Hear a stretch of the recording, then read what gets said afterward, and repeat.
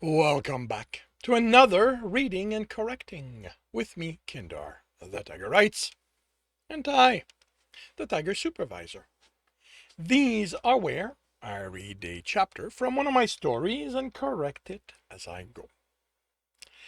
If you want to listen to these live, it's every Tuesday morning, 8 a.m. Eastern Time on Twitch and YouTube. And if you are looking to support me, that is on my Patreon. Today we are doing chapter 102 of The World Which Is. I want to head out the next day, but the others aren't done. Or, I figure, they want to soak up people for a bit longer.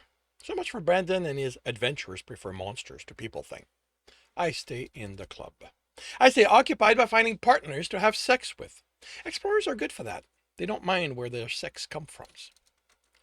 A long week later, and with a smirking Brandon every time he looks at me, we finally leave St. Louis.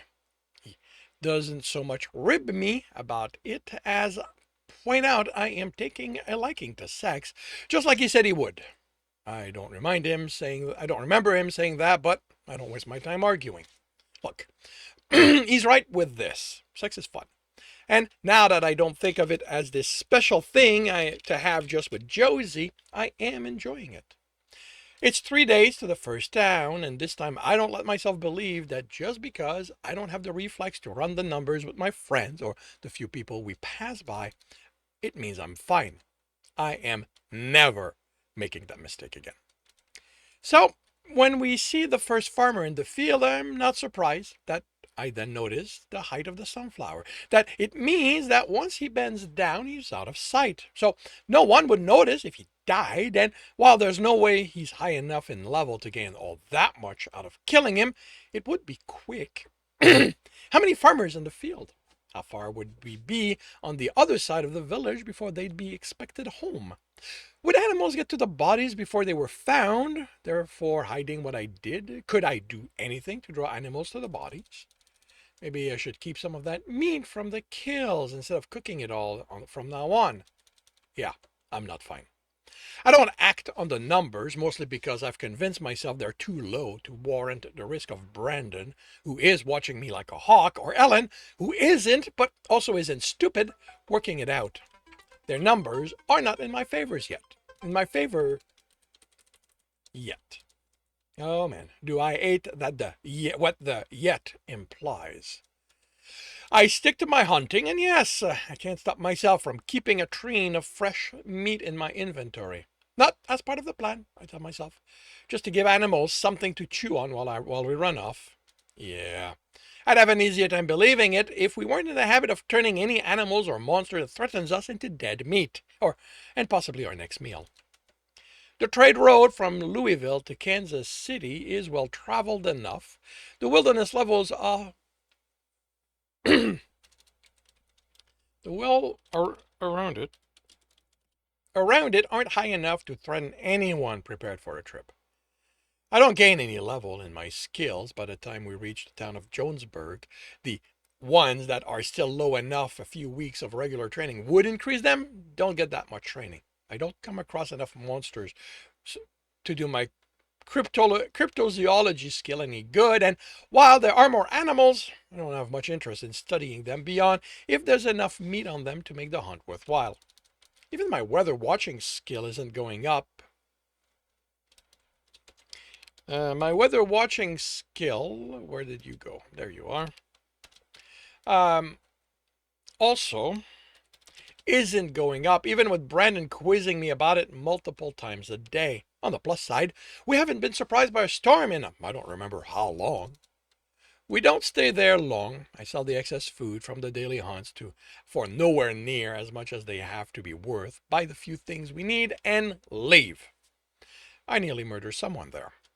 I'd gotten separated somehow, or maybe I'd arranged to lose track of them. I don't even know if I can trust my own thinking anymore. But there was no one to stop me when I heard the scuffle. I reached them in time to see the woman shank the other. I ran the number. She just killed someone, which meant she'd gotten the boost to her inner experience. She was a murderer, like me. So killing her would keep everyone safe. There was a second knife, so I used that, put it in the dead woman's hand, and have people believing they killed each other. Problem solved. She saw me. If she attacks, I'm in my right to defend myself. Don't hear anyone coming, so I can still pull off my plan.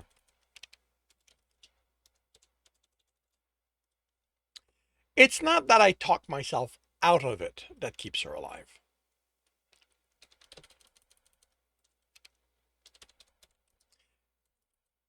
It's not that I talk myself out of it that keeps her alive. It's how she looks at me. The manic,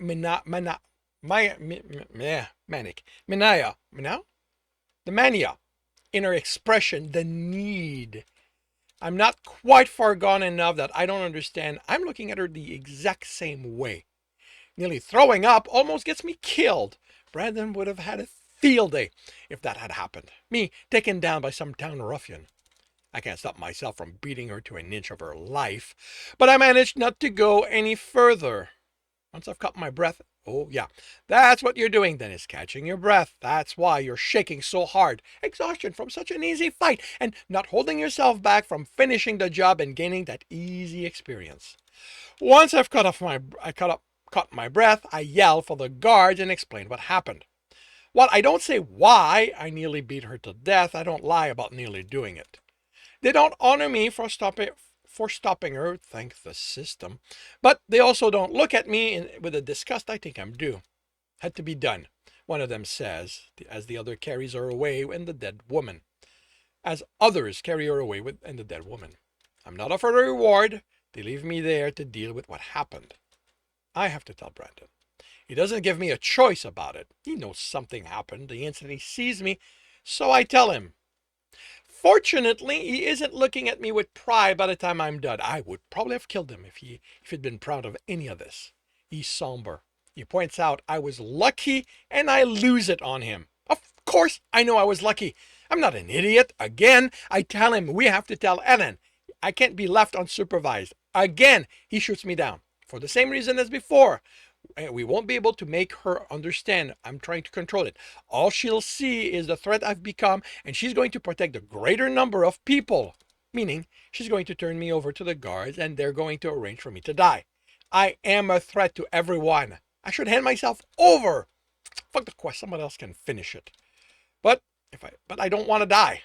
Especially not out here, with my dad never finding out, or worst, finding out when someone tells him the monster his sons became. So I go along with him. Again.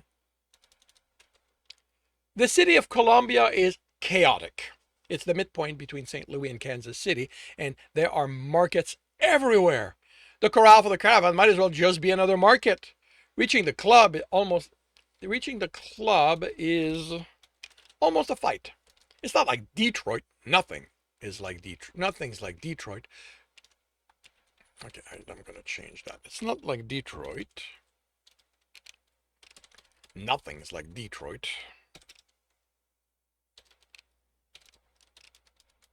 But the roads are packed with people, carts, animals, and we have to push through everything and everyone. Thief is yelled a few times, and by the time we finally make it to the club, I'm pretty sure I'm short some dried meat. My money's as it should be, at least. Braving that again isn't appealing, but as Ellen points out, I have stuff to sell and another healing spell to buy, if I can afford it. So, in her company, I leave the safety of the club. Okay. The positive is that I get that new healing spell. 3 mana heals, 1 point. That, with training, I can bring down to 1 for 1. The next tier of spell is 1 for 1, but that 30,000? I don't expect to be able to afford it before I've returned to court. And it's not like I need some super powerful healing spell. Just enough to patch me up in a pinch so I won't die to a monster or a bounty hunter. And that's the negative. I am confident, I didn't subconsciously engineer getting separated from Helen. It was difficult enough sticking with her while getting shoved around that all it took was a moment of inattention and I was alone. Well, no longer with someone who could stop me. I hurried back to the club before the numbers I'd been running since arriving proved too tempting. The problem with that was I didn't know where the club was. Problem with that being I didn't know where the club was. I'd tried to keep track as we struggled through the crowd, but most of my attention had to be on Helen as I wanted to stay by with her. I'll say that, at least, when the old man said he could guide me back to the club as I asked everyone for directions, I didn't drop my guard. So there's that. There's at least that. I'd learned that it wasn't because someone offered to help, they weren't a threat, or even meant it. Relief, when he took me out of the crowd and into a side alley, did cause me not to react as quickly as I should have, and his sword was in my side. He had aimed for my heart, so I was fast enough to stay alive, and as soon as he pulled it out, I healed the damage. Then I attacked. I attacked to kill. I didn't even bother with the numbers. He tried to kill me. He was a would-be murderer, if not an actual one, like me, and for that, he deserved to die. The levels I'd get from it, just a nice bonus. And in this city, I wouldn't have to do anything to hide the body. It wasn't like anyone would notice him among this chaos. I don't kill him, but it's not for lack of trying. But I'm the one who's nearly dead when the guards finally show up. Oh, and the reason he attacked me, tried to kill me? That bounty again. While they're busy subduing him, I leave. I don't care what happens to him. What happens to him? If he goes free, if I'm not... I don't care what happens to him. That's going to be a semicolon. If he goes free without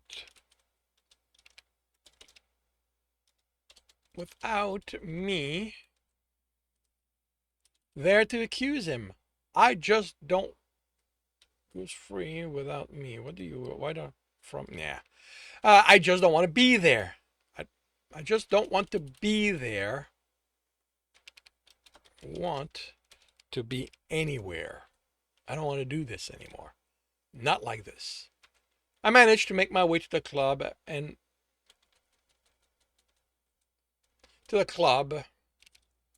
to our room there, where I wait for Brandon and carefully think about what I'm going to ask him to do.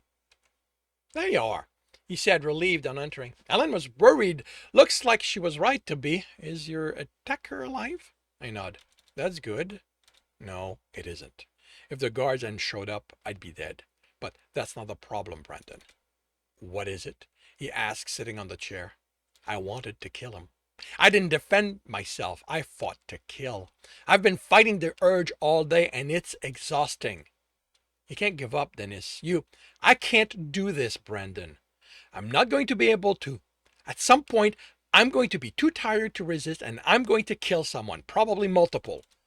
So you just want to give up? He sounds disgusted. What about your quest, the letter?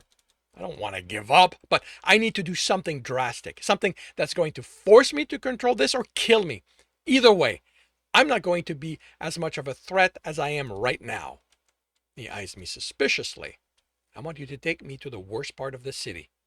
Dennis, I don't know where. Oh, come off it, Brendan. The first thing you do in a city is find the worst people in it. You've been here before, so you know which part of the city no one sane should set foot in. You wanting to go there tells me something about your state of mind. Yeah, well, desperation will do that to a guy. You aren't going to survive, Dennis. Those people are not going to look at you and think, oh, okay, just until he's tired of it. Or let's just teach him a lesson. They're going to tear you apart. I nod. That isn't my plan. But you know someplace where, if I can keep my wits about me, keep from losing it and going for the kill, I have a chance. I don't even make it a question. I do, he finally says, but even that's not certain. And if they overwhelm you, I don't know if I'll be able to reach you in time for... No, you aren't coming to my rescue. Your job is to get me there. Watch what happens, and if I don't survive, once you've delivered the letter, go to court and tell my father. Tell him I tried to be good, that I tried to help, but that he was right. Out here, it's not for people like us. I can't take the journal off your dead body, Dennis. He says that like it makes my plan unworkable. It's in the chest. The letter's in it. I can't. The bond ends when I die, right? With me dead, anyone can take the journal. You're the only one who knows where it is. You'll get the quest when you pick it up. Once the letter is delivered, you can read it and see all the places Aaron's discovered. Dennis, you can't do this. What the fuck do you want me to do, Brandon? Walk around like nothing's wrong until I kill again? But you're going to die there. Better me than everyone else I kill if this keeps controlling. Everyone else I'll kill when I lose control. I'm pretty sure I was going for if this keeps controlling me, but when I lose control is better. I'm going to break that fucking thing or die in the attempt. I can't. Let me make this plain for you, Brandon. I'm doing this. I am walking out there. I'm going to ask around and make my way to the kind of people who are going to see me as their toy to bat around, and I'm going to fight as hard as I can not to kill any of them. Without your help, I'm dead for sure. You can't ask me to do this and just stand on the sideline if they're going to kill you. I can. As your friend, Brendan, I'm telling you, I can't be allowed to live if this addiction controls me. You aren't protecting me anymore. You're endangering everyone around me. Silver, you don't know what you're asking of me, Dennis. If you die, a lot of people get to live.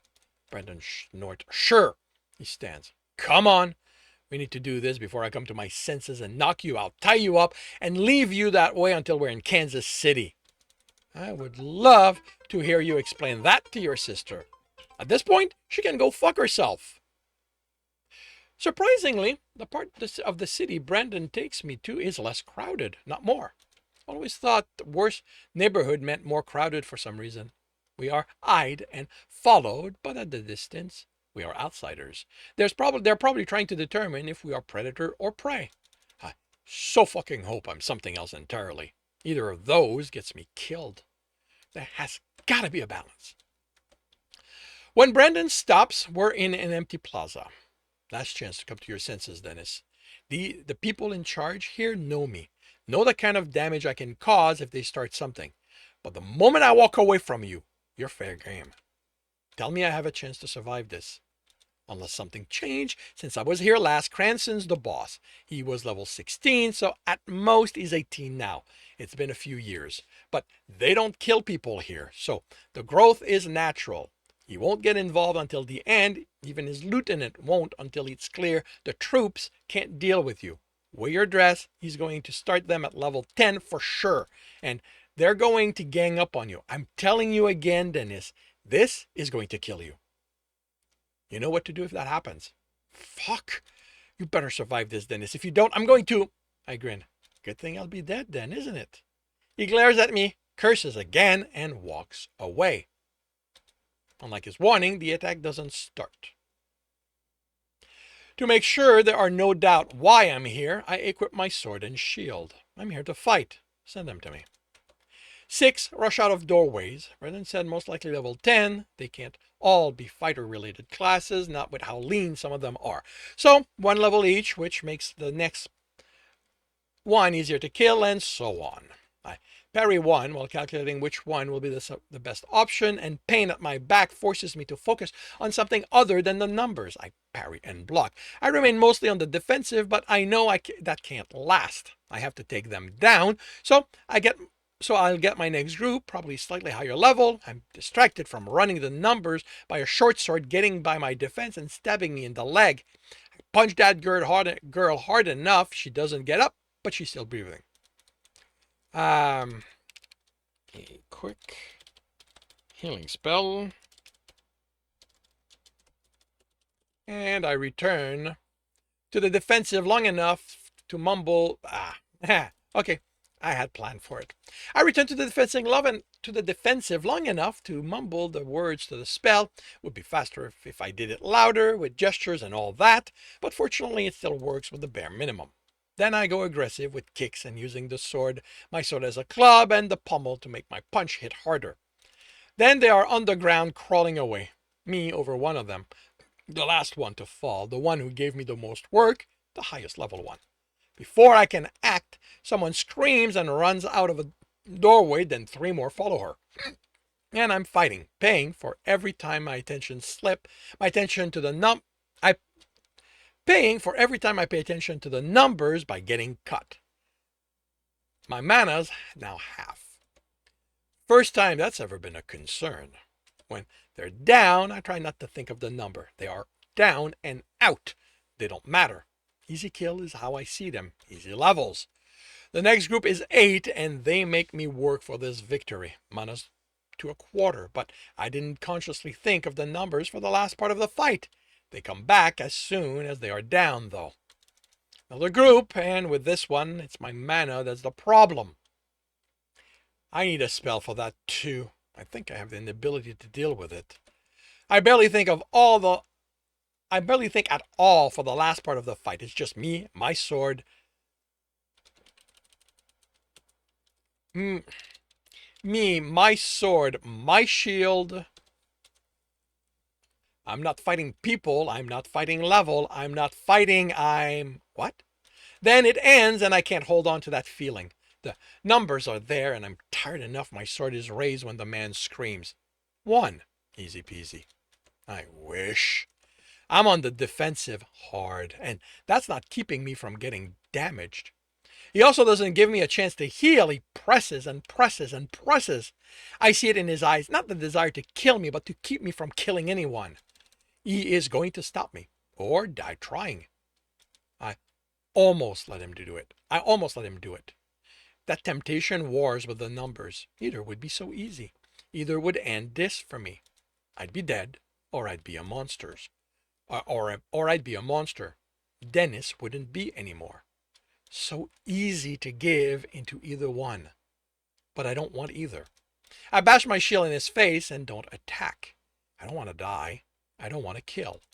He's what, level 20? Higher than Brandon predicted. That's 2 level. No, that I don't want. He comes at me fast, sword thrusting and swinging, and wrestling is what's easy. And wrestling with what's easy means... Okay, he comes at me fast, sword thrusting and swinging. Wrestling with what's easy means I get caught. By the time I slam my shoulder into him and I'm able to breathe, I'm also fighting with my anger, which feeds the numbers, but I don't attack. If I'm not going to kill, what am I going to do? If I'm not going to let myself die, what am I going to do? He attacks and I defend myself. I get an opening to end this. I see it. The numbers line up. I don't take it. He knows I could have killed him. It's in his eyes. The surprise he's still alive, and now I'm fighting with pride that I'm so much better than him for holding myself back. But that's a lie. I am not better because I don't kill. I'm not better because I want to kill so fucking hard. The numbers are in my favor. All I have to do is act. I don't. What's your game? He asks, voice trembling. Like any of this is a game. Not killing. And the numbers want me to kill. Not dying. It would be so easy to drop my sword and shield and let him end this. So, he trails off, confused. If you want to keep attacking me, I'll defend myself. I won't die, but I won't kill you. I will not kill. He squares his shoulder. You started this. You came into my territory and threatened us. I did, and I'm sorry. And I am. I wish I hadn't done this, but I was stuck. I needed your help to find a way to survive. My help? I'm sorry I hurt your people. So what? You think this is over? I hope he doesn't think my chuckle's directed at him. No, it'll never be over. Numbers are still there, telling me I can win this. They aren't lying, but I see a way through. I will defend myself. I will not die. I will defend myself. I will not kill. You need to pay for what you did. Tell me how. What? How do I repay you for the help you gave me? Dennis! Brandon whines. Yep, that is a whine, no matter what he's going to claim afterward. The man looks in Brandon's direction and shifts his posture, goes back to readying himself to fight for a fight. Don't get involved, Brandon. You clearly got what you're after, so we need to go. Not before I've made this right. You and your fucking too good for anyone's goodness, he mutters as he joins me. Come on, Cranston, just put us to work. You don't have to do this, Brandon. I'm the one who... Oh, just shut up. I'm just glad you didn't get yourself killed with this madness. Come on, Cranston. We don't have all week. You know what? I don't have all week. What work needs to be done no one else wants to touch. You get the chance to piss me off and without me doing anything about it. Don't go wasting it. And that concludes chapter 102 of The World Which Is. If you are enjoying this, please leave a like. If you want to know when the next chapter will be up, subscribe and hit the bell. If you want to support me, if you want to read this story, it is up for free on Royal Road. If you want to read ahead of that and support me in the process, that is on my Patreon. And if you want to listen to these live, it's every Tuesday morning, 8 a.m. Eastern Time on Twitch and YouTube. Links are in the notes. And with that, I shall wish you a good day.